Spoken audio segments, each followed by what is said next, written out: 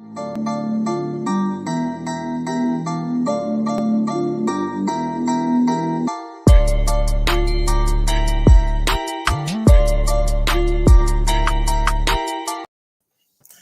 and welcome to the 2-Minute Warning. I'm your host, Perry Busby. 2-Minute Warning is brought to you by the Westside Gazette. And joining me tonight is the publisher of the Westside Gazette, my co-host, Mr. Bobby Henry. Bobby, how are you doing, my brother? My brother, I am terrific and getting better. Great. I just want to continue with this dialogue that we have. We had some very interesting comments and some points of view as we deal with this topic, man. This is something that I think everybody can identify and have some suggestions or comments about its effect. So I'm here, man, ready. Mm-hmm. All right, and as Bobby is saying, our topic for the month is post-traumatic slavery syndrome / disorder, and its effects, not just in terms of how we relate toward each other, but how we relate internally, and how we move and progress as a community. Mm-hmm. And so this has been some great conversations, man. I have enjoyed it, Bob. Yeah, I have too. And as we think about it, if we really gave it some thought, we could see how it has manifested itself, not only as we have discovered with our special guests in our education with Dr. Chris Endem and journalist Sam Collins, as they explain to us some of the nuances in education and how it's been seen, even in our relationships, man. Your homegirl, Cheryl and Guy, yes, and Ron. The conversation, man, that was eye-opening. Very much so, to say the least. Yes, I enjoyed it. Mm-hmm. But man, even looking at our show today, man, we have enough living examples even today. Yeah. As we began to take a look at this PTSD, this post-traumatic slavery syndrome as it relates to the justice system. And I think that's one place that we can see it. As they say, even Ray Charles can see it. Oh, good. Wow, man. You said that, and what came to my mind immediately was the video of these two white officers that yes. come in and supposedly break up a fight between a black student and a white student. Well, young folk, black young folk, and a white young folk. And these two white officers immediately began to pound and subdue the black student, the black kid, the black young man, leaving the white boy to sit on the couch. Yeah. So that's evident in itself. Yes. Yeah. Most definitely. And when you began to look this past week, I was came across two interesting articles. One was in the New York Times that asked, they said, we still can't see American slavery for what it was. That was the title of it. And so it talks about a very interesting site that I'd heard about and forgot, called slavevoyages.org. And so it's a site that encapsulates a lot of the data around slavery. Mm-hmm. And so, man, it's been very interesting. And then another one is this Brennan Report that came out that's called Hidden in Plain Sight: racism, white supremacy, and far-right militancy in law enforcement, which is a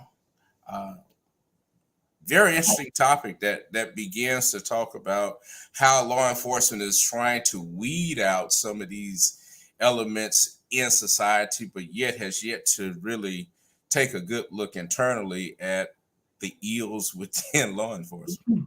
So that from the outside has found itself a home on the inside. Yes, exactly. Yeah. So exactly. maybe Perry, we got to deal with that. We got to find some folk to talk about what it is, the hidden. What was it? The hit. It's called hidden in plain sight. Right. These ills are hidden right in front of us. And that's the Brennan Report. That's the Brennan Report. I'll make sure we post that. Ladies and gentlemen, I mean, we want to do better on this show. Yeah. We're learning as we go. We've been really taking some interesting, looking at some interesting data from the show. So I'll make sure I include that. But Bobby, before we go, I do want to say to our audience, please, when you get a chance, at least just say hi. If you don't have a comment, like us. Not that Bobby and I need the likes. In fact, we rarely even look at the likes, but we understand that the analytics of these platforms require us and require your interaction, because we know that we're just one voice of millions, and we appreciate you for listening to us during this time.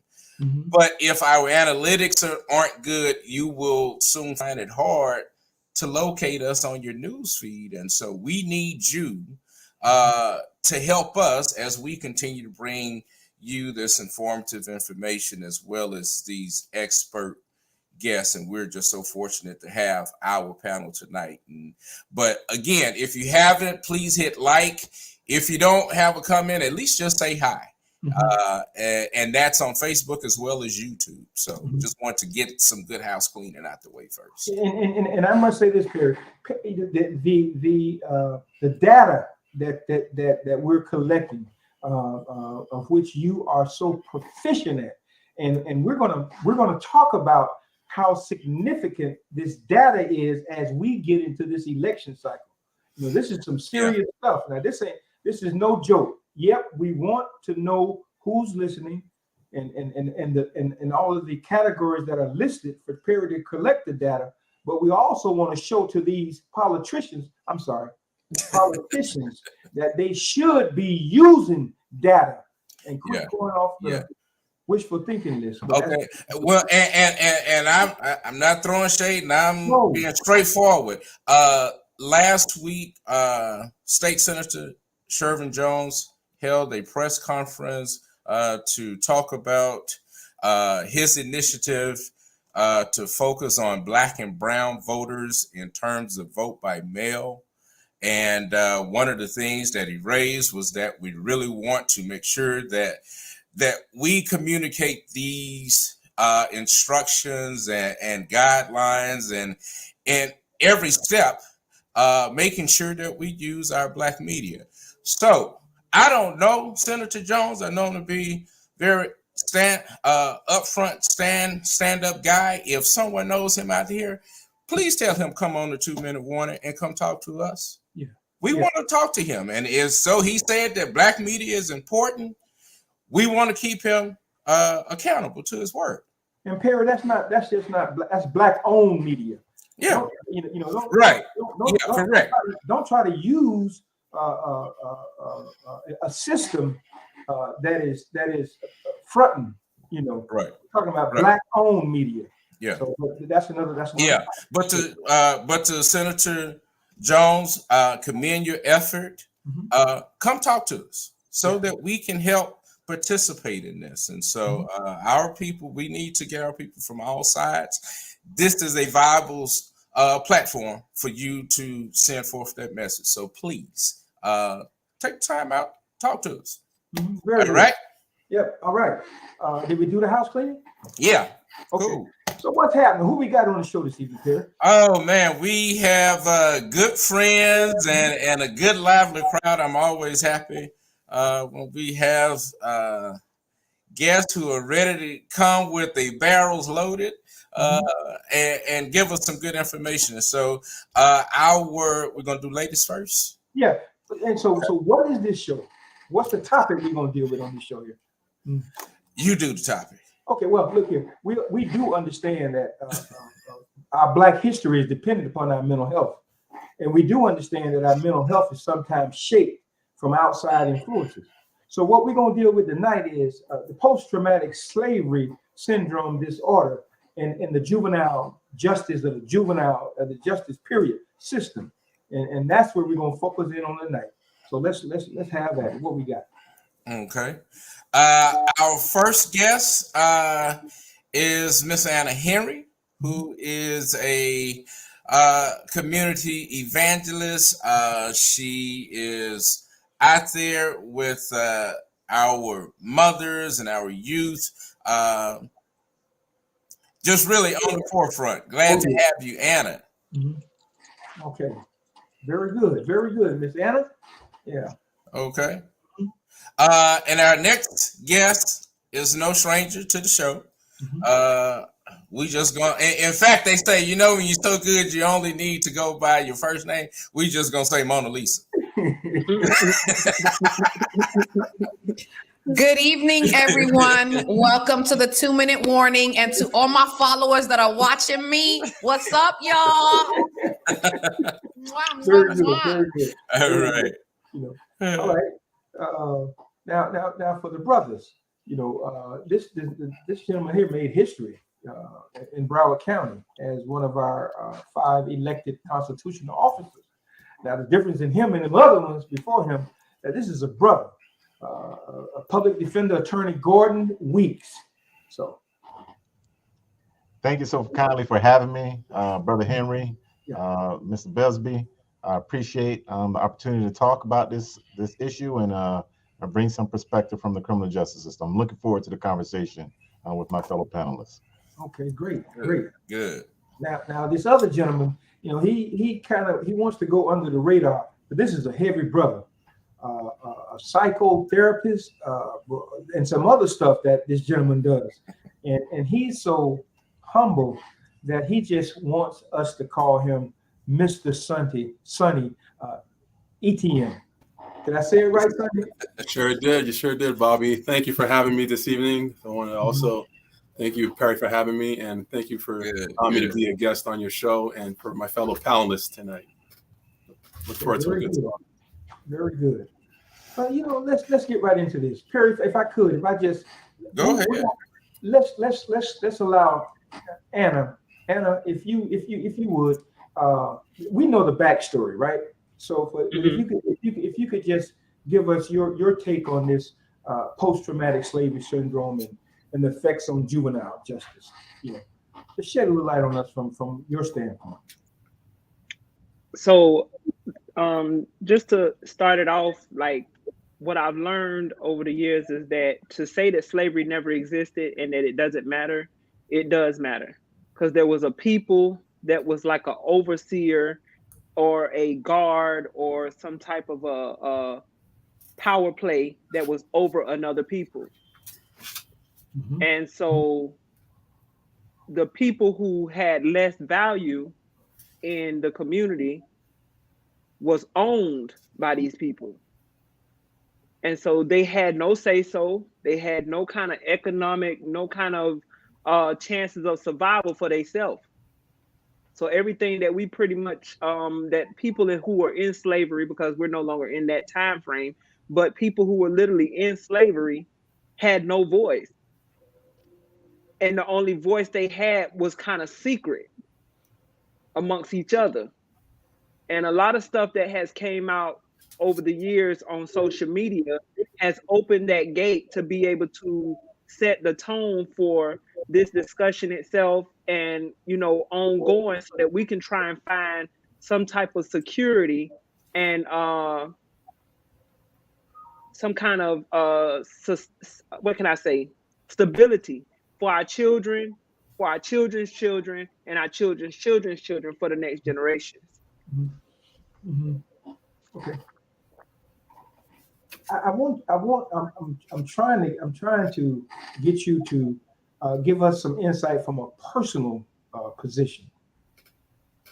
Well, what we was discussing earlier, I don't think a lot of people in Broward County can remember, but like what I was discussing with you earlier was how it was a building on Andrews and 16th Street that was declared and declared a building for the KKK in the 90s.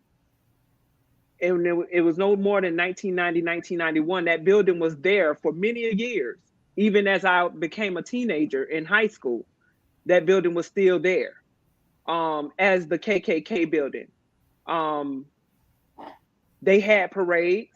They used to parade down Andrews, and we would see them from the park off of Andrews and by the big church and Sunrise Boulevard area.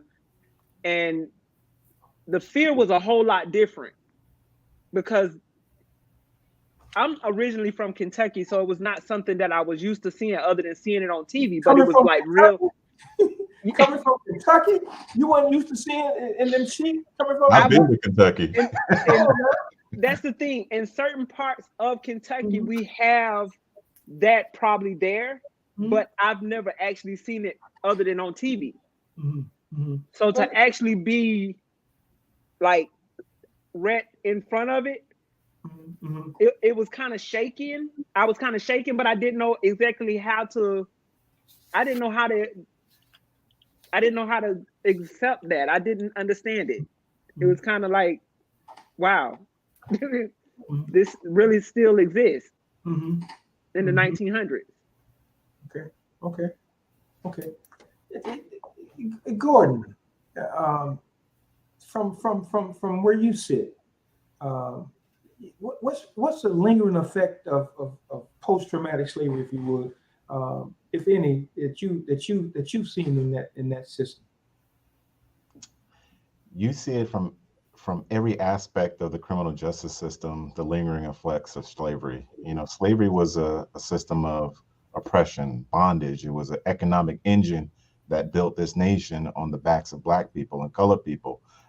It was not a place of goodness. It was a place of taking advantage of the opportunity on someone else's struggles.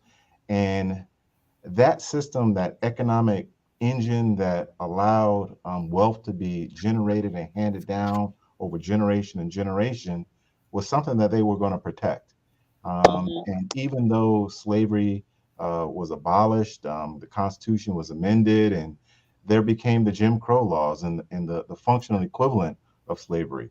It became the redlining, where folks couldn't live in certain neighborhoods or get mortgages. It became the institutional effects of it. It manifested itself in the inability of folks to pursue education and meeting certain stratospheric upstructs when they're trying to move up in their profession. Those were the realities, and what you see in every courtroom across the nation is some of the ripple effects from slavery. When I was many years ago, first time entering into a courtroom after coming out of law school, I was shocked. I was ill prepared for the realities of what I was going to see. And that was the fact that I was the only Black man in that courtroom not in handcuffs. And everyone else that was operating in that courtroom from a position of authority did not look like me. And that was a stark reality that I faced many years ago. And it's a reality that still manifests itself today to some great extent. And that is the realization that, you know, what we knew as slavery, what we knew as Jim Crow laws, what we know as this criminal justice system has some real ill effects on people of color. All you have to do is look at the outcomes. The outcomes. If you compare the outcomes for people of color with the same charge, the same history, the same interaction, we get punished at twice the rate. This is not something I'm making up. You can Google it. the Herald Tribune did an entire research article on the issue, and they were able to show, people of color received more harsh sentences. And this is something that we anecdotally know as people of color, but it wasn't until we saw some actual data that supported it that made us, say, hey, we got to do something about it. There is a disparate impact in the criminal justice system for people of color. I have suspicions as to why that occurred, but the fact is it has occurred and it continues to occur. And we have to, as people of color, Black folks in this community, not run away from that fact and continue to talk about it, because that's the only way we're going to get some real attention, some real movement into fixing it. Because every time we cage an individual for a minor offense, we destroy not only that person's opportunity, but their families, their mother, their father, their children's opportunity for betterment, because that stability has been removed from the home. And those are realities that I see all the time in the criminal justice system. No one is going to stand against someone having punishment for engaging in violent or tough crimes. But for minor instances, for children that have the opportunity to grow and become better, we have to protect them. We have to allow them to become better. And we can't just take a harsh, heavy-handed approach, which they oftentimes do when it's people of color, and those ripple effects affect us differently. And that's what we see oftentimes in the criminal justice system.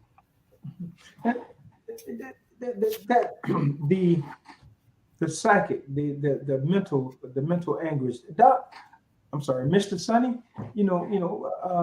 give us an insight to from a psychotherapist point of view, or as it pertains to this syndrome and the effects that it has on our youth.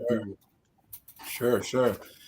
You see it immediately. And I'm going to put on two hats. One, the psychotherapist hat, but also the former juvenile probation hat. Okay. And I wore that hat for a while. And so you see it immediately. You see it when you're in the homes working with the children. You see it in the schools. You're seeing it with even Black boys who are put in special education courses at a higher rate. There's research that was done back in the 80s with Dr. Juwanza Kunjufu, who addressed this particular issue. So you were seeing how it affected young people. I think now I'm going to flip over to a therapist. You see it on that couch over there. Couples and how they interact with one another. Individuals who struggle with some deep, profound self-hate. Of course, when we talk about juveniles, we're talking about how highly impressionable they are and how they're seeking for meaning and trying to find themselves. And so when they're seeing themselves through a negative historical lens that's kind of been given to them, that's what I have to help them grapple with, helping parents and working with these young people. I was with the father this evening, and his kid is just kind of like, in and out of the system. And he was just like, son, like, where do we go from here? He said, we stay in the boat. We continue to fight. Because I do know that the challenges that an African-American or just, Black child faces is different from another kid in a different zip code. So my role as a therapist is to help that child and help the parents figure out who they are, and hopefully their eyes open, and in turn you see a changed behavior. So then they stop the pattern that they're caught up in. It's the cycle, and it is systemic. Let's just call it what it is. It's historical. And so I'm helping them to unravel all these, decades of just inherited issues, learned behaviors. And so both from a juvenile probation officer's lens and also through the lens of a psychotherapist, my role is to get into their lives and to help them get into themselves and to free themselves from the way that they think and how they see the world. And hopefully to offer them hope. Monalisa, there's an article in the West Side Gazette this week. It was based on the Marshall, and it's the title of it is "They Went to Prison as Kids and now they're on death row. You know, in your line of work, in your field, how do you deal with, and how do you make assessments to be able to start dealing with this situations like this? So first of all, you got to care. As a human being, you have to care about yourself and you have to care about others. You have to be fearless. You have to be God-fearing. You have to tell the truth. You have to call people out. And I can do all of that. We still in slavery. We just think we're free. And the issue lies is that we have grown adults that participate and are part of these systems and the horrendous behaviors. I see it often. I've mentored the incarcerated youth. I'm a former probation officer. And some of us that are staff members, employees that are part of the system are part of the damn problem. Mm-hmm. Right? So we really have to start becoming involved because there are plenty of solutions. I just believe that there's so many politricks and so many people that profit from this system, that enjoy the power, enjoy the photo ops, enjoy the glamour of their positions. And I want to let the people know that we actually do have the power to change things. We do have the power to go into a courtroom because it is for the public and start really assessing what is going on, looking at these judges and what they're doing, because we still in slavery. You feel me? We continue to exchange, we're happy with symbolism and we just giving away our tangibles. You know what I'm saying? So it's like, it's time for the people to really start understanding their position and their true power and really get involved in what's going on, because as an advocate and as a community servant, I've been able to make change with my voice inside the courtroom and bring different outcomes.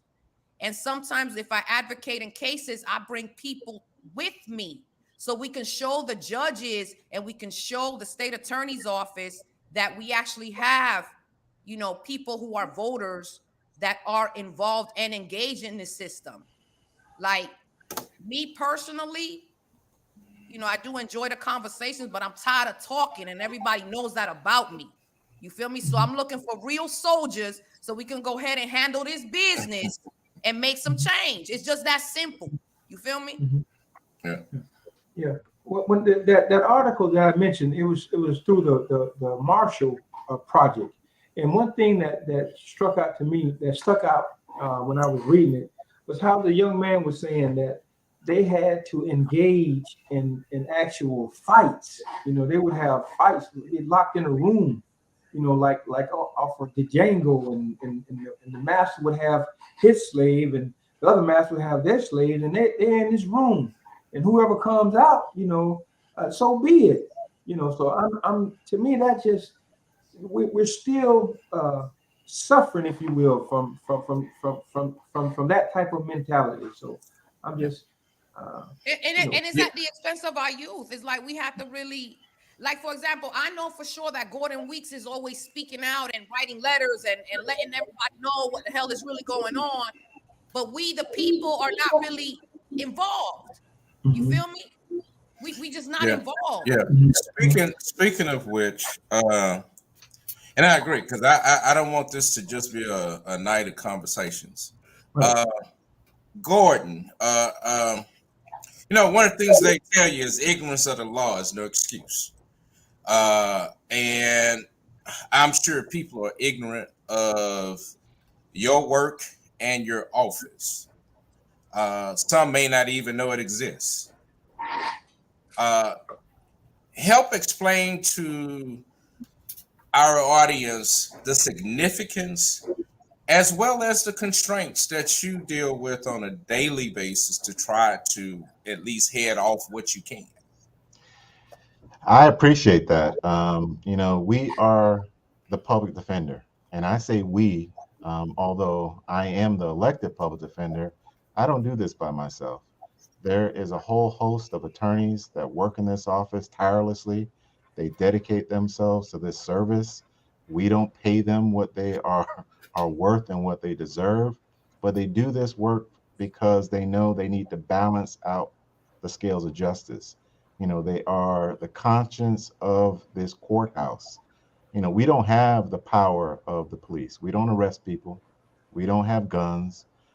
We don't have the power of the state attorney. We don't decide what charges are filed or what charges are not filed. We don't have the power of the judge. We don't sentence anyone. But we have the power of good common sense, compassion, trying to articulate and put things into perspective when someone finds themselves before a court. And we are the eyes of the community. When we see something in court that is not right, and we don't say anything, we don't let people know, we are complicit. We've condoned it. So the attorneys that are in this office every day in court fighting the fight are not only there to fight the fight for the individuals that they are representing, but they're fighting the fight for everybody. There's by no stretch of the imagination that they decided to call this position the public defender, not the client defender, but the public defender. Is because the work we do representing that person that was unlawfully stopped and frisked, that was tricked into giving a confession, that was abused at the hands of law enforcement. If we don't push back and bring those things to bear, then they will continue to do it. So we, through that work, protect everybody in this community, so that you will get some fair interaction when you deal with law enforcement. It is a role that has limits, and I'm glad you wanted me to talk about the limits, because we don't have the power to sue anybody. We can't sue anyone, but we have the power to represent our client and make folks aware of what we see. That's why it's important to have relationships with Black-owned newspapers. That's why it's important to have relationships with the community and our faith-based community and our community activists. So we not only have our ear to the ground, but we can share information so folks in the community can learn about it. One of the things I want everyone to take away from this is you have incredible power. Every time you get that jury summons, you become a judge. You need to come down to court, participate in the process, listen to the case, take that most important civic duty and come serve, because you now become a part of the system. Your daily life, your observations, your interactions, you now bring that into the court and you get to decide what happened that day. So we need to balance the scales. Not only do we need to vote, but we need to serve, and everybody gets a jury duty. Like, man, I got jury duty. I don't want to do that. That's the first thing everybody says. I don't want to miss work. I got to pick my kids up from school. I know I hear the excuses, but if we don't participate in jury service, guess who's coming? Yeah. I can tell you, there's a certain population that shows up every time.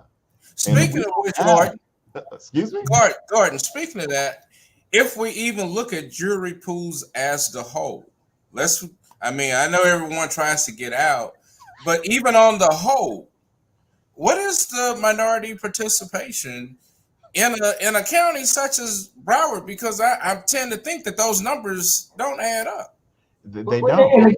And again, hold on. And again, I bring this up under the topic that we're discussing, because the thing is, I'm not going down there. That's the man. The man gonna get me. I can't.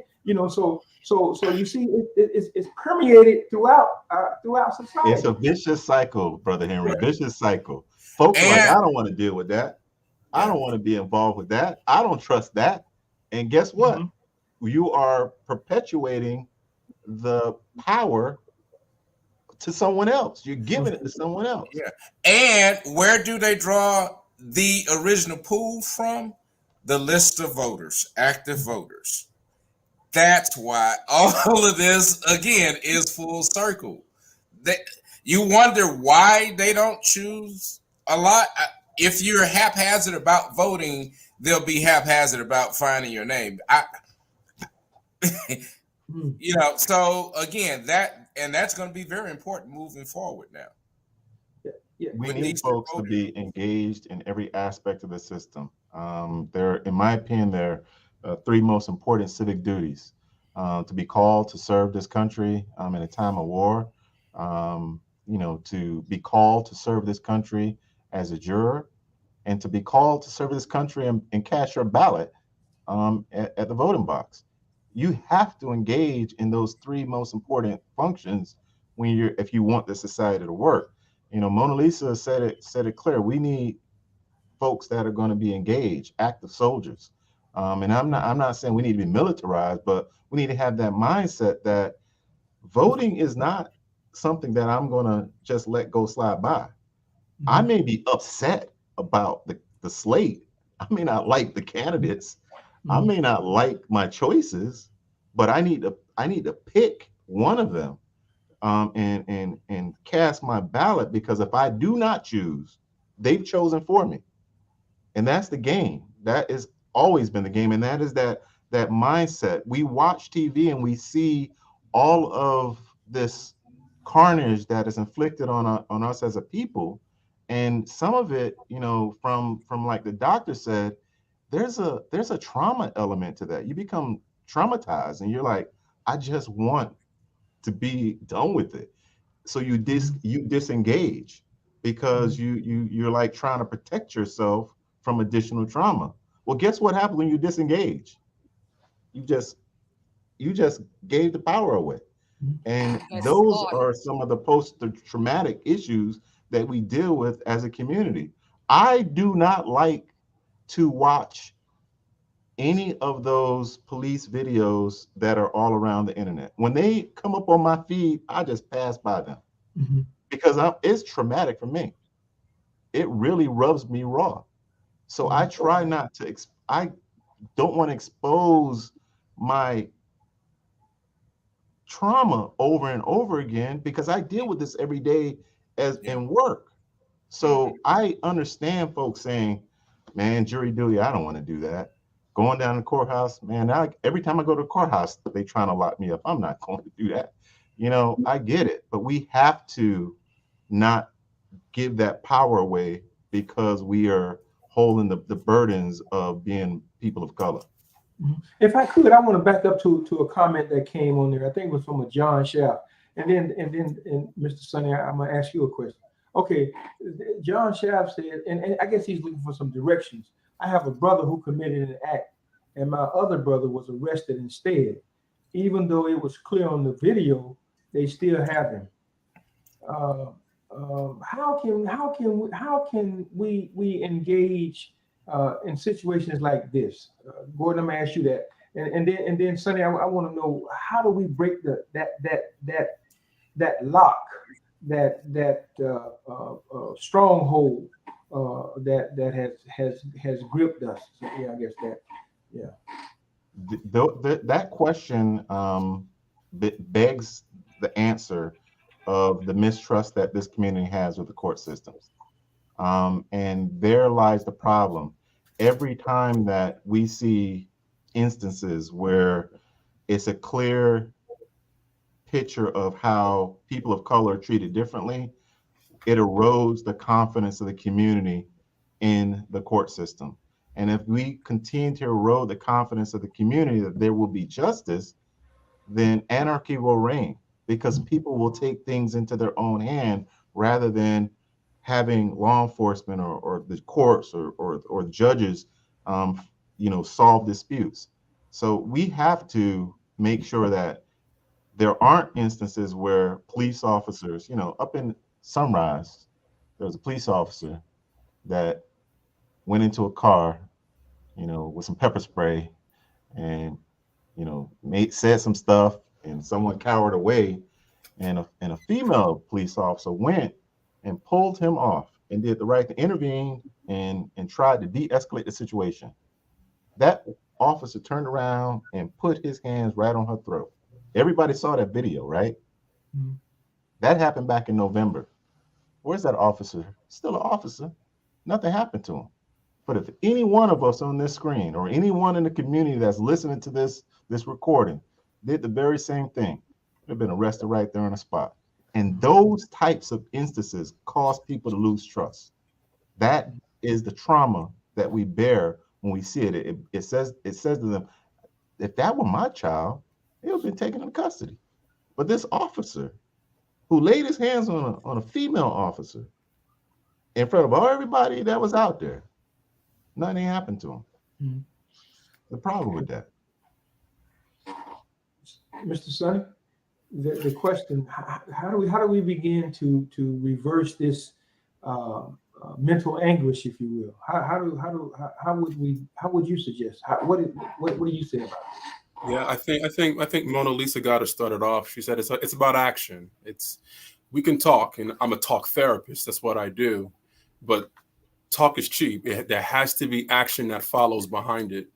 And so I think earlier we mentioned the role of the family, the role of the community, the role of educators. It really is a collaborative effort. Solidarity is a must. So because we could talk action, but then we need a plan. And so I think the initial plan starts off with who's having the conversations with people who feel disenfranchised, who disconnect, and who don't want to engage the system because of that level of distrust. Monalisa also mentioned empathy earlier. As a therapist, we are trained. Not every therapist is empathic, of course, but even if that's not the role, just as a person, as a human being, can we empathize with persons who feel disconnected, who don't trust the system, who don't want to vote? There's a lot of folks who want no parts of the political process because they don't trust it. Once we make that connection, people to people, now it's understanding what is their worldview. Because as you go into a person's worldview, you start to understand how they came to that position. Is their history correct? This is where, there's always the talk about education. So the discussions that we have with persons on a one-to-one level, as a group conversations, it's one in which we're empathizing, we're connecting, but moreover, there's a game plan in place to help bring about the changes that we want. You talked about earlier, you mentioned limitations. Therapists are limited in that sense, in that, the work that we do for the most part is it's in that office. But a lot of change happens because persons are mobilized once they leave. But it's not just therapists. I believe in youth pastors. They're a big part. If the person goes to the mosque, the leaders in that particular faith-based organization. And then the role of family members. Everything for me typically goes back to who are the family members, what is their roles, and what are the rules. Then we can start to implement some action plan and have some real teeth behind it. But that one-on-one, that to me is the starting part when you are having conversations with persons just to see where their head is at, what they believe. And if you could hopefully change the belief, you can maybe change the behavior. Mm-hmm. Yeah, the family. You talked about that. Anna, are you there, Anna? Oh, there you go. Mr. Sonny mentioned family, and so I want you to, if you would, don't mind sharing. You and I spoke earlier about your oldest son, and you were talking about some similarities in this syndrome, if you will. Can you comment on how your family has been affected by this?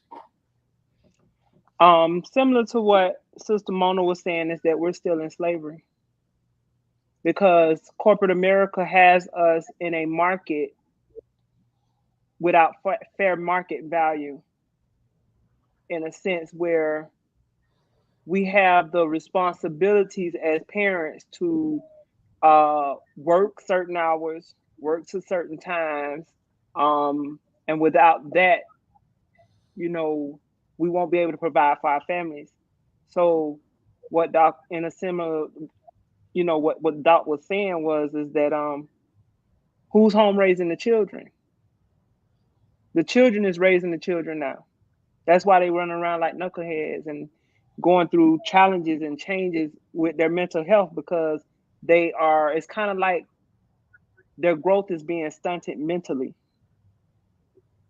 because no one's really giving them that full undivided attention to be able to cultivate their mind frames to that growth capacity that they need to actually be the age that they are. Our parents used to always tell us act our age and not our shoe size, but now it seems as though our kids are they're basically going backwards. So the trauma, as I'm doing so many different trainings in my work, in my skill set, and I just did a whole training today on child abuse and neglect, and looking at the pressures of life. Like growing up, child abuse used to be, how some people used to physically harm their children, and how they would just be at extremes with certain ways of how they was dealing with their children verbally and physically. But now it's more so that a lot of children are dealing with neglect because all of the parents is at work. And even when I was little, it was like you wasn't allowed to leave your children home by themselves. So even some people, I met a family, I met a gentleman one day, and he went as far as to tell me that his wife works at night and he works in the day on construction. And he went as far as to tell me that the young lady who he had watching the children was like not fully mentally there or qualified enough to watch the children. But because they were not able to do it, they had to leave the kids with her, and they paid her for watching them. They got back home, the kids were safe. So, what do you do? And then questions, who's raising the children? Like my son, many a times, between my work schedule, he would hang out with his friends all night because I would leave him home being the oldest, but still yet we can't think, because we teach our kids how to go to the restroom and dress themselves and feed themselves and be able to walk and different things of that nature, that we can just leave them unattended. And that goes back into the welfare system, where I've had someone tell me that I'm neglecting my children and I should just go ahead and not work so many jobs and I should rely on welfare. What does that do to me? And then I have to coach my children and tell them it's going to be okay. It's going to be okay. It's going to be okay. And the churches is teaching me to pray, and the churches is teaching me to pray. But when you look at these kids and the devastation on their face, the devastation that they see in your eyes as a parent, Mom, that don't look like it's going to be okay. Mm-hmm. So trust issues come in. The kids can't trust you now because it's like we live in a lie. Wow. Monalisa.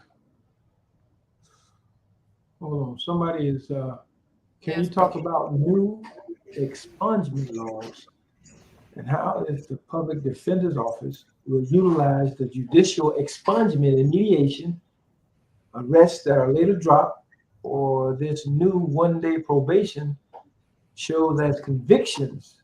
Mentally, this is a harsh cross to bear, and the arrest follows them forever. But let's hold up on that, Miss Mimi. That's a hell of a question. We're gonna come back to that, Gordon. That's down your part. But Monalisa, I want to hear from you on what Anna was what Miss Henry was talking about, in that situation and that beast of burden we have to carry. I'm sorry. So I'll say there's no village. We want to front like there's a village. Classism is real within our communities. The criminal justice system and all the policies that have been put into place, trades being removed from schools, has put our Black men in a position where they cannot provide for the Black woman, and the family structure is no longer there. So when we talk about no village, when we talk about no supervision, when we talk about a mom has to work 3 or 4 jobs, there's no father in the home, or vice versa, and the system is always just in your face. All these are triggers. All this is part of our children. Children having children, it's another issue. There's no protection, there's no covering for our children. So when we talk about solutions, everybody knows what's going on, man. You understand what I'm like? Everybody knows what's going on. But everybody want to keep a job. Everybody just want to stay silent because it's none of their business. Everybody wants to play the role. Everybody's planning for something political, or you can't look bad. You got to look a certain way. You got to talk a certain way, while our children are being slaughtered, right? And like, for example, in my case, I'm out here on the ground, but it's just so challenging to get help from, the uppity people, the people in other classes, because they look down upon the people on the ground. So like, we got to break this classism barrier. We got to break the bourgeoisies. We got to break, the people that are like, oh, they less than, or, we don't want to be bothered with them. You know what I'm saying? Like, it is forever challenging for, like, you can't even get people to just come and stand up for you when we know it's right. We can't even get people to come and just stand for what's right because they're in bondage with jobs and prestige and all this other. I ain't gonna cuss tonight, Bobby. Right. Thank you. Well, you're all right. But I'm saying, like, we all know what's going on. Yeah. And unless, if it doesn't happen to your child, you are right. But what I want to tell people and I want to help people understand is this. We are a vessel. And we are caretakers of the earth. And our children are God's children. And our children are everybody's children. So people wonder why their life is so rough and all this stuff. It's because karma is real. If you're not taking care of the earth and the fruits, which is our children, we look at the outcome. Look at the outcome. Like, we want to talk God, we want to talk faith-based, we want to talk all that stuff that people be talking about faith-based, and that's all fake. Like, our pastors are now political pimps, bruh. Like, we have to start getting to the real conversations because there's 20 churches in a city and nothing is happening. You feel me? So I don't want to hear like faith-based and all this other BS. Like, we got to start getting to the nitty-gritty because the churches are the gateway to our destruction when it comes to politics.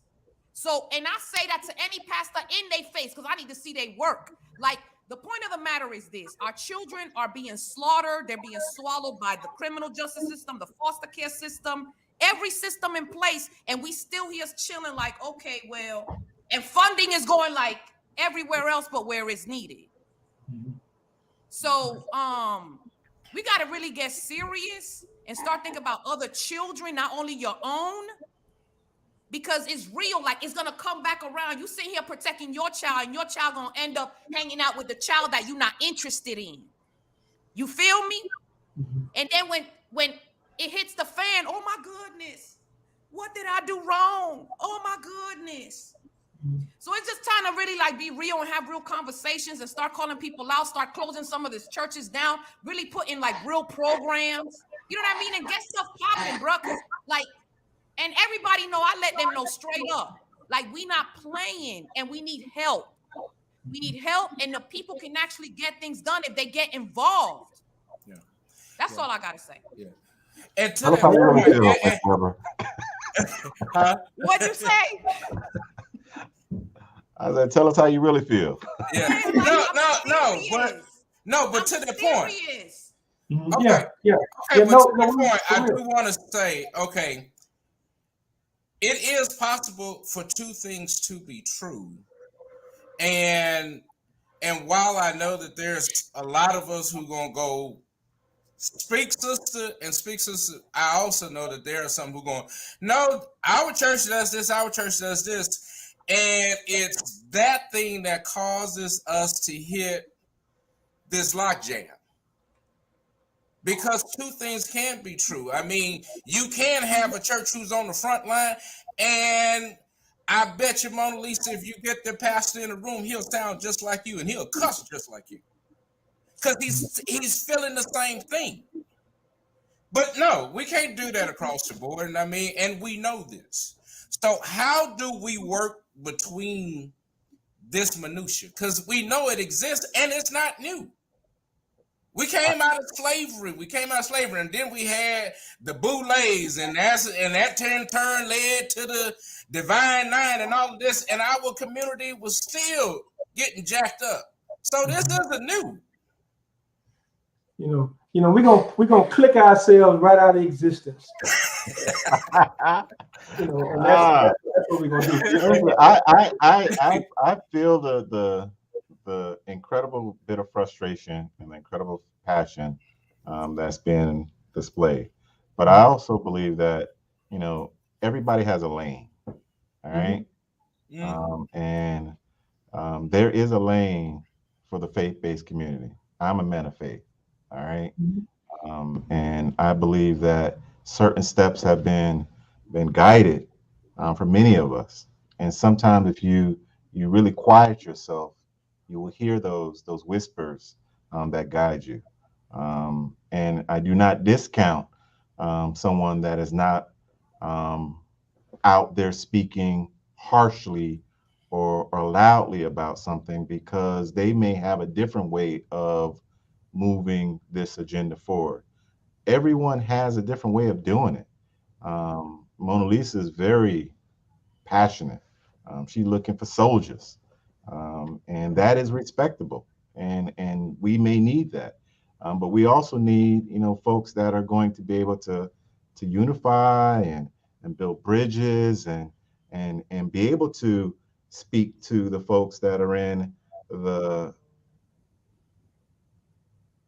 academia level, and then folks that are also on the street. I was not born in this suit. Okay. I was not born in this suit. I wear this suit because this is what those folks in that courtroom expect to see of me when I walk into a courtroom. But that doesn't mean that I am not a man of the street, and I would not project that on someone else. I used to wear locks, and I learned a lot about wearing that crown with me every day. Yep. I learned that when I would walk out of this courthouse and take off my suit, that folks would treat me completely different. And that was an everyday reminder of the struggle that I had to come into this courthouse and war for, to try to bring some balance to. But that's my personal experience. So I'm saying we all got a role to play, just like, our Black media has a role to play. You have an incredible megaphone that communicates directly to the heart of our people, just like, our folks in psychology have a role. Everybody has a role. We just all play that role differently. Some of us use swords, some of us use shields, some of you use carrots, some of you use baseball. It's all different ways of accomplishing the same agenda. And what I oftentimes I see is that we all lock down in our respective positions. If you ain't doing it my way, you ain't doing it. Listen, my way is not for everybody.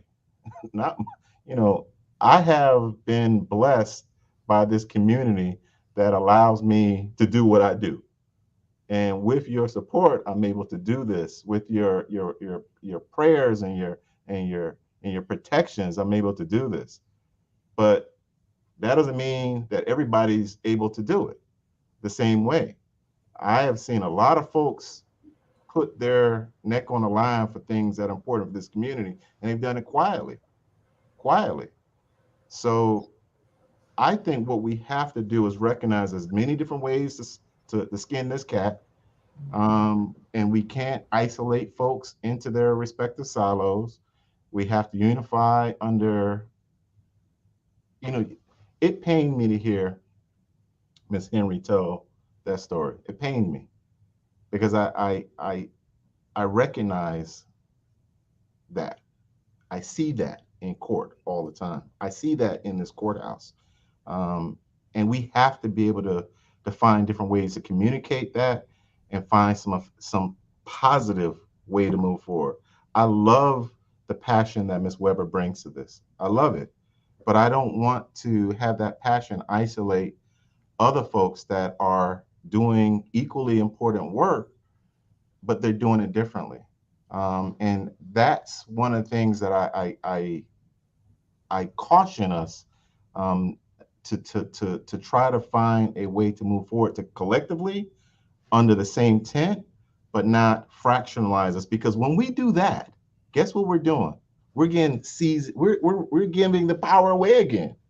The more we are all fractionalized and split into different silos, trying to do it on our own, and saying you're not doing it right, I'm doing it the right way, you got to do it my way. We're running around in circles, and they're got their agenda and they're moving it forward on us, and they do it all the time. Okay, if I can do this, and I don't want because there are a lot of differences. There's many ways to get to New York. So some may go 95, some may go 75 up I-10, come on over.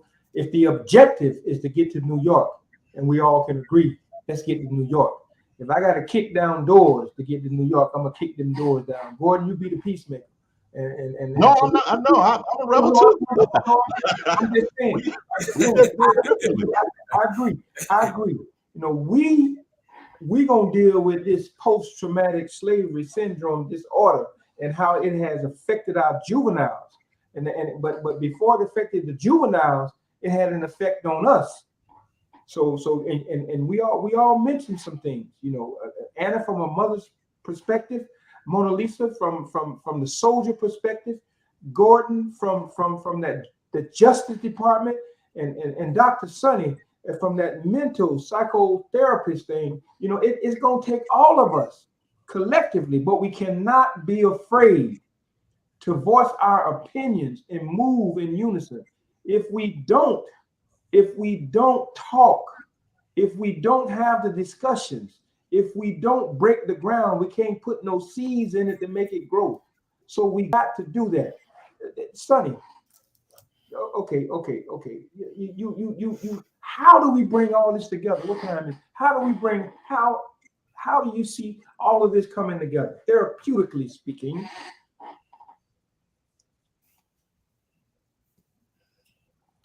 You're mute. You mute. Sorry about that. I want to go back to Anna Henry.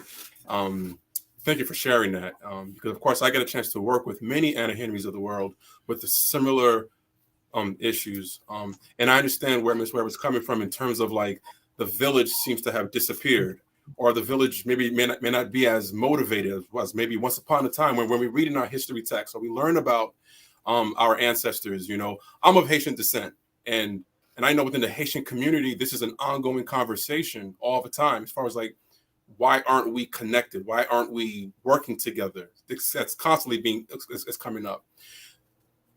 How we put it together, for me, it always begins with individually, what's going on with you? That's because we mentioned earlier outside forces, but we have to look at the internal forces. So I'm going to quote Marcus Garvey, who Bob Marley later on quoted. Yeah. You have to emancipate yourself from your mental slavery. Those little locks you mentioned earlier. Okay. Dr. King, in one of his not so famous speeches, says the Negro must reach into the inner resources of his soul. So the psychology that I do is to help us get to within ourselves to start to believe in ourselves. And that starts with to even like ourselves. I've been seeing Gordon in court since you had those long locks, Gordon. I remember those locks. Yep, me too. I remember the locks. Yep. I was at JPO. They used to be up there looking, So I bring it up because I remember you advocating for them. I remember that clearly. And I remember how some patients, certain young people were referred to Henderson, Smith. They were referred to go get help. Let's not put them back in the penal system. So when I think, going back to Miss Henry and her situation, it reminds me of this movie back in the 70s called Claudine with, I think, Diane Carroll. Mm-hmm. That's the one? That's right. The one. That's the one. And I linked that to a song by Tupac that we all know, Dear Mama. Pac asked the question, tell me how you did it. Afeni must have reached into her inner resources. And Ms. Weber, I think that's where faith does come into play, whatever faith you have, you know. But back to the family, back to the village, though, or the one that's disappearing. The connections are there, as Mr. Weeks pointed out, but it's just sometimes these conversations are not had publicly. They're private, you know, where I will help out a Miss Henry and connect her to the resources that are actually there, the churches that are actually doing something, the youth programs that actually exist that probably just don't have the recognition or are not known, but they're there. I'd like to have more faith in our people and believe that our people, there's one thing we know about our people is our resilience and how we haven't thrown in the towel. And we haven't thrown the baby out with the bathwater either. And why is that the case? Because of the internal reservoir that I believe we have. I heard Nina Simone say, Black people are the most beautiful people on this earth. And she said, that's why I keep preaching that blackness, that black. And that's why I go back to, we empower whomever we touch, we serve. That's what we are. I love what you said, Monalisa. We're servants. We serve. Nice fancy titles like psychotherapist, psychologist. We're helpers. Make a long story short. That's what we do. Public servants. But it does begin individually. Then it moves out into the collective. Now, for a young person, they need guidance because there's probably not much in there because they're still learning themselves. And that's why I believe guidance, whether it's mentorship, guidance, whether it's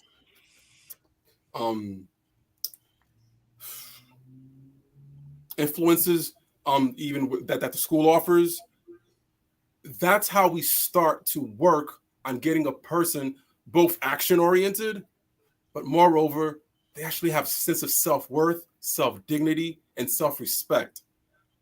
I get countless emails from patients, clients, from Mr. Sonny. You probably don't remember me, but I met you in a program down in Homestead because I was a knucklehead. And I remember how you used to talk to me. And now I have my own business. I get these calls. Yesterday, I got a text from a client. Sonny, thank you for the talks.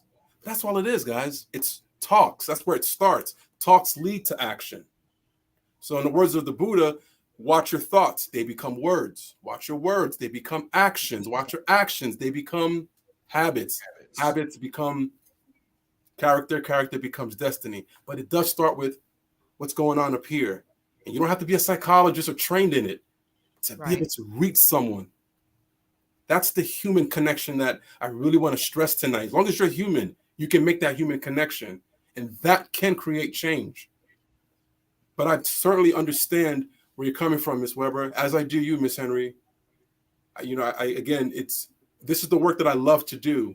It's to help persons help themselves, to make them self-sufficient. But it does start off with a level of self-awareness, and we help people become aware of what's going on within themselves to start to pull themselves out of even something like the criminal justice system, because it's not much justice there a lot of times. I hope that kind of wrapped it up. Heal thyself. Yes. Heal thyself. Bobby?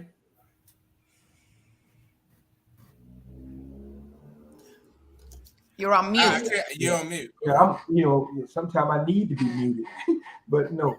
And I concur, Sonny, wholeheartedly. If the conversation has to begin, we have to start somewhere. And if that somewhere begins abrasive, so be it. But we got to have the conversation. And so if we can spend, if everybody can spend 45 seconds, and we can wrap this up, to offer a glimmer of hope, what we can do to address this juvenile injustice, what we can do to move the pendulum to get us where we need to be. So Anna, we want to start with you. If you can do 45 seconds, and we're just going to go around from Anna to Monalisa to Gordon and to Sonny, and then Perry, you. You're on mute. Everybody want to be muted now. So if I had anything to tell a parent, it don't matter if it's the mother or the father, I would tell them to don't give up. Please reach out. Another thing that I'm having an issue with is that people have a tendency to say, come see me, I'll help you, and this and that and the other. And then when you get there, the doors is closed, the office is not open, they're not answering the phones. But what I will say is don't give up. What I wanted to also say was, as challenging as it is when you're disciplining your children because they're saying they're hungry, when you're disciplining your children because they're crying because they don't know why the lights is out, why the water is off and they can't bathe. Those are challenges that a lot of people face on a daily. And I still tell you from my own experience, don't give up. Keep fighting, keep believing, keep hoping, try to cope as much as you can. Find any positive way in your heart, in your mind, to try and find some kind of peace and clarity until you can move past the storm. The storms are gonna come. They're gonna come, but that don't mean they won't go nowhere. They will move. Stay hopeful, please. Don't give up.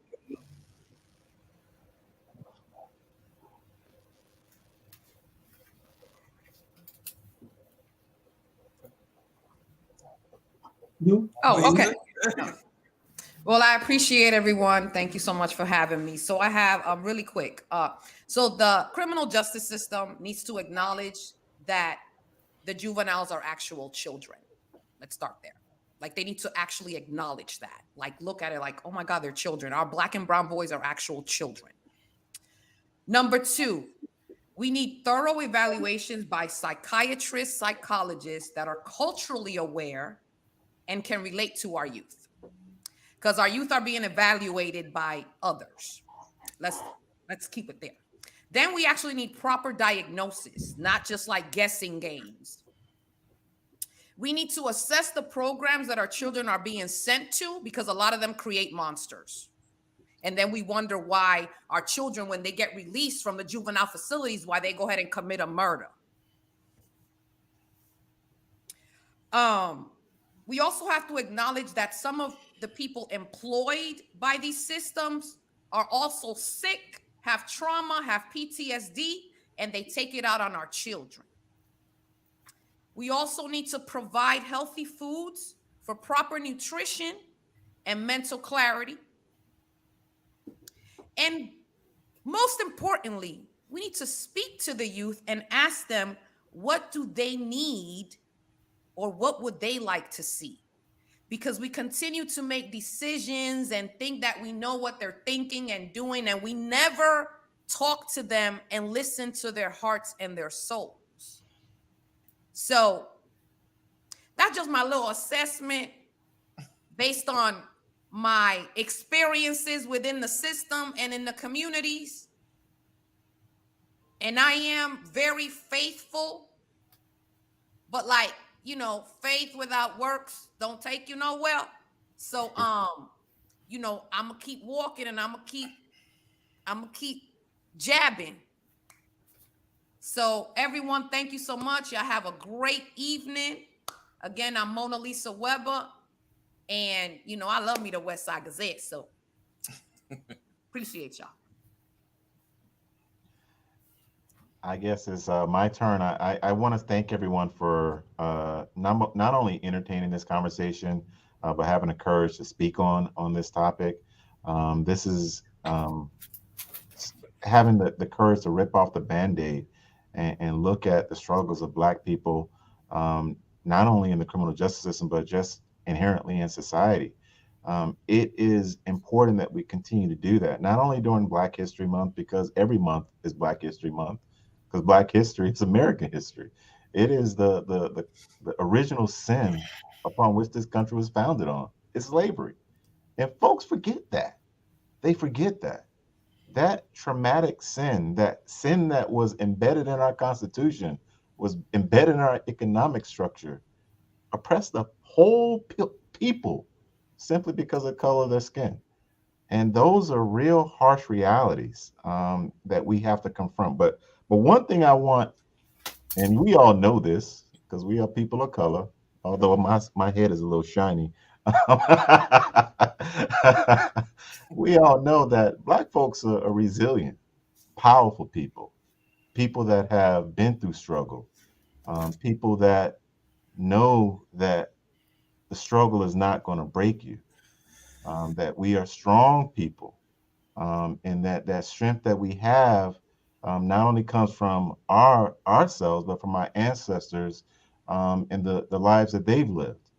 And that struggle that we have been forced to endure makes us stronger than those folks of privilege, those folks that are frail, those folks that cannot deal with, the inability not to get things their way every single time. So we have to recognize that although this has not been something that we have asked for, but as a people, it does make us stronger. It makes our community stronger. It makes our appreciation of family stronger because we know what the struggle is about. I always remind young people, they don't really see it because they're young, but as you grow and you go into different spaces and you see people just break down because they have to take a test, and you're like, that's really not that hard. You don't have to, just be so frail. When they see people deal with pressure and stress differently, they start to realize maybe my upbringing, maybe some of my encounters throughout my life have prepared me to deal with adversity differently. I'm not saying that adversity is a positive, but every struggle that you encounter and overcome makes you stronger. And as a people, we are becoming stronger. We are grasping what is rightfully ours, and that's the power of our destiny. We do not see the shift in time because we are in the shift in time. But we have to recognize that we are shifting this every single day. We are becoming a better people. We're becoming a stronger people, more united people, more conscious people. It just is going to take some time to see the fruits of that labor. The fruits of that labor.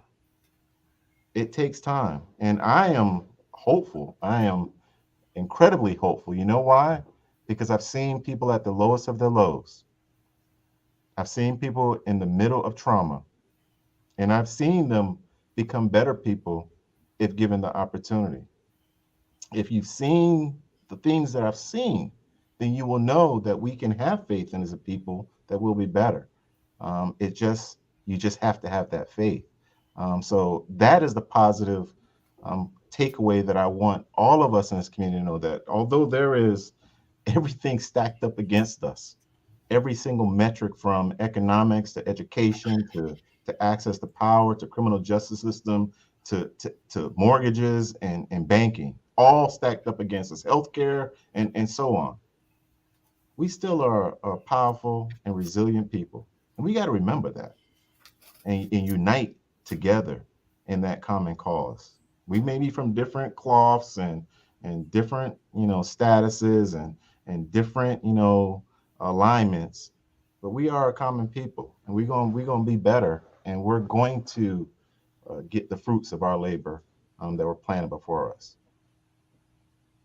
Thank you. Okay. Well, earlier, Mr. Meek said that we all are in our separate lanes. My lane is the one that helps persons deal with that trauma. And so, as Ms. Henry said earlier, reach out. I personally want everyone to have access to me, because while I may not serve as your therapist, I have access to other therapists who look just like me. And I want to make sure that everyone has that avenue available to them. Okay, I want to connect everyone. That's my role here. My phone number is 954. This is my direct office number. I'm giving it out. 954-774-2201. You can find me on introspectivecounseling.net. Yeah. I want to help, and I want to make sure that everyone gets the help because it's out there. And the help Sonny, does put that in the chat. Put that in the chat so we can put it on the screen. Put that in the chat. Yeah, we got you. Brother. We got you. Could you back up for 1 second and put in? I saw Judge Holmes had a comment. Oh, there you are. And to those who we didn't get a chance to read your comments, we apologize for that. But Judge Holmes says much of what Ms. Weber is proposing regarding juveniles is trying to be advanced in House Bill 1459 / Senate Bill 1510. Okay, these are legislations coming before the body. And Representative Driscoll, is that Driscoll? And Senator Powell, the climate in Tallahassee, it might not get out of, what she's saying is what's happening in Tallahassee might not allow this bill to come out. The Republicans, if you will, might, and some Democrats might oppose this bill and not let it come out. We need to make calls and talk about what has been talked about here tonight. And she goes on to say, thank you, Westside Gazette, for this. And we thank you, Judge Holmes. But let us be mindful, and Perry, it's your turn. I'll close, but it's your turn. Okay. Sonny's number's on the screen. Okay. Well, first of all, thank you all for taking time out of your schedule. This has been a great series. This has been a great discussion. I would say this discussion has been more confirmation about things that I've sort of thought about, things I've been facing. Gordon and Sonny and Mona. I mean, all of us who tend to work in a profession that sounds familiar, people sort of give you extra powers or things that don't exist or not even manifest in what you do. And that's something I've lived in this community, not just Broward, but in African American community, being an IT professional, which is very confusing. But one of the things that and Gordon and Sonny, listening to you guys talk about, how do we bring this together? One of the things that as we understand who we are, and once I find out who I am and then what it is I want, one of the things that we fail to even look at is, where did I come from? I can't answer that without having some sort of foundation, and I can't say I want to go without having any direction. It's sort of like, and there's been a study in GPS, just crazy. In terms of GPSs, they found out that in some African American communities, your GPS tends to take you sort of around and not give you direct routes, just because they don't understand the dynamics of that community. So imagine if you're new to a city, you don't understand that. But again, if let's say I'm used to GPS and I really use GPS to try to find out how to navigate around traffic, my use is different. I'm saying that to say, imagine, here's where we are. We have a faulty GPS. How can we know where we're going if we don't even know the coordinates or anything? And these are some of the questions. I know it sounds technical, but these are some of the questions that we've got to start asking, because this is the world we live in. Gordon, the in terms of sentencing guidelines, we know that there are already court tools to begin to aggregate whether or not the sentencing is appropriate based on numbering. we are moving to a sense that what we are now calling white supremacy and these racist tactics are now baked into the system, and you won't be able to point a finger at one person. And so, as a data scientist, trying to help us understand, when I deal with corporate clients, my biggest one of the things I ask them is, how do you think your business is going? I'll get an answer, and then when we begin to look at numbers, we find out that some of that is true, a lot of that is wrong, some of that is eye-opening. Us as a Black community, where are our numbers to begin to look at this? Gordon, I'm telling you up front, I'd like to help you, because I think there are some things that we're missing around courts that if we just took the time, I'm not waiting for the system, I'm not waiting. These are numbers we need to know, because we are those numbers. It's not numbers, it's lives. And until we begin to aggregate that and begin to put a story to that, we won't know. All we know are numbers, and that kind of goes in and out because nobody, it is what it is. So we've got to work better. We've got to begin to use our resources in terms of the people. I mean, like I said, I do this, and for me, it's a frustration because I try to give this to my community. It's not that my community doesn't want it. I'm trying to deal with like-minded people who don't understand, and so I'm saying, well, okay, let me back up. Let us back up. Let us come to a solution. This happens every day. We are too busy fighting to even take time out to come up with a strategy. And it's just how we are. We are it's in our DNA to persevere. But as I say, if all I know is knocking down walls, at some point I got to find, I need Gordon or Sonny or Anna, someone to introduce doors to me. So I can go through a door instead of spending all my energy trying to knock down the wall. And that's where we got to get to. So thank you. And I hope we continue this conversation in some other dynamics to help push this forward. All right. Well. We're going to round this thing on up and close it out with a little bit of, just a little bit.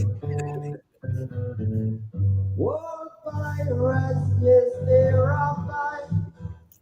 Thrown land to the merchant ships. Redemption song. As we think about this, we focus in on what happens when we stop thinking critically about us as a people. And I just want to say thank you for everybody who's been a part of this panel. Every time we get a chance to learn something. We started out with the education system and how slavery, the indoctrination of the syndrome, the disorder, has affected us in that arena. And then the following week, we talked about relationships and how our relationships have been forged or torn apart because of some mental anguish that has stemmed from this slavery syndrome. And tonight we talked about our juveniles. Well, no, we talked about our relationships, then our juveniles. And next week we're going to talk about our health and nutrition and how that too has been affected by this slavery disorder syndrome. And I just want to say that what has been the umbilical cord that has tied all this together is the fact that we got to know who we are. We have to know who we are. And once we understand who we are, we'll realize that we are connected. And then from that connectiveness, we'll build the stories that are told. And we are the story. We all play a part in the story. and we have to tell our stories. So I certainly thank each and every one of you tonight. And as my preacher would say, I love you and can't a doggone thing you do about it. So good night until next week. Slavery, love, but to ourselves can free our mind.